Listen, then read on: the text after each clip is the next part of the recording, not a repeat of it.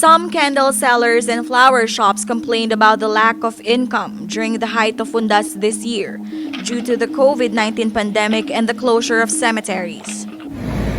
The Interagency Task Force or IATF ordered the temporary shutdown of cemeteries, mausoleum, columbariums, and memorial parks throughout the country last week from October 29 to November 4 as a precaution against overcrowding amidst the threat of COVID-19.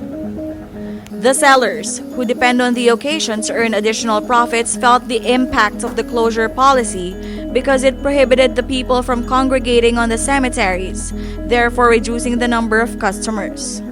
Malaking kawalan sa amin sa pagsasara ng sementeryo kasi unang-una ang mga sementeryo kapag sinara yan, walang pupunta sa mga puntod, walang bibili ng mga kandila.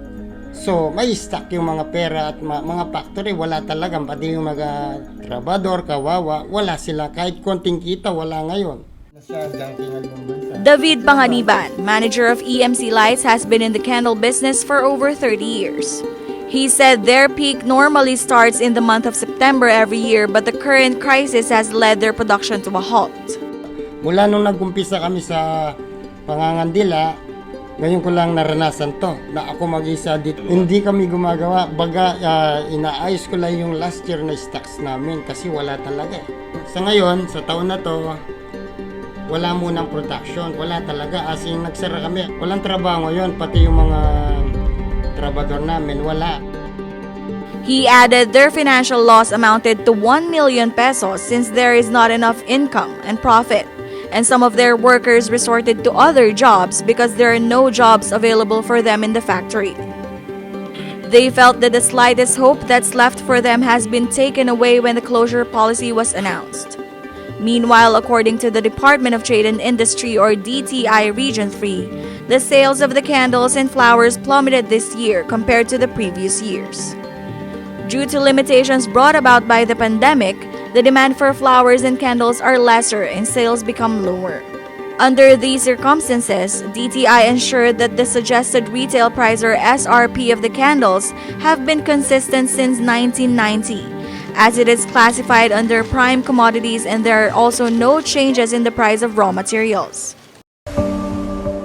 As for the flower businesses, the price constantly changes because of several factors. Some flowers are seasonal and not all flowers are grown locally. Some are imported. Brian Espiritu, the owner of Espiritu's flower shop that's been in the business for 3 years, said their sales are not good this year.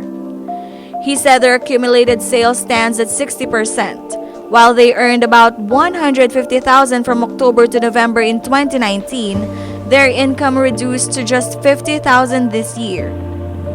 Their regular customer decreased to 30%, which is why they had to learn to adjust the price of their flower arrangement depending on the means of their customer.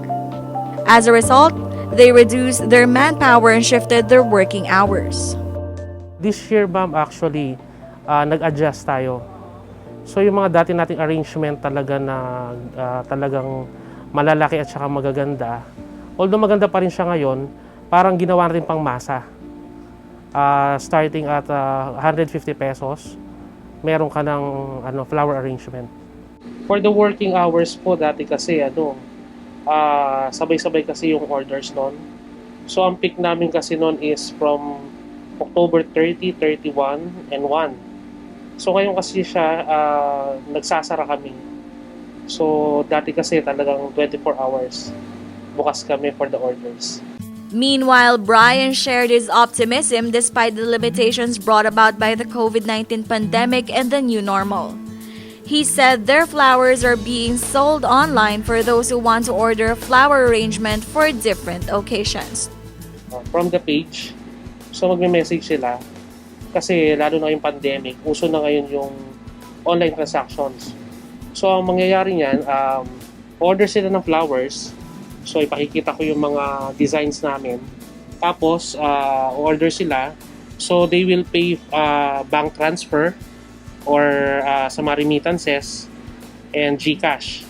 After noon, meron tayong ka-tie up na logistics. So sila yung magdi-deliver door to door.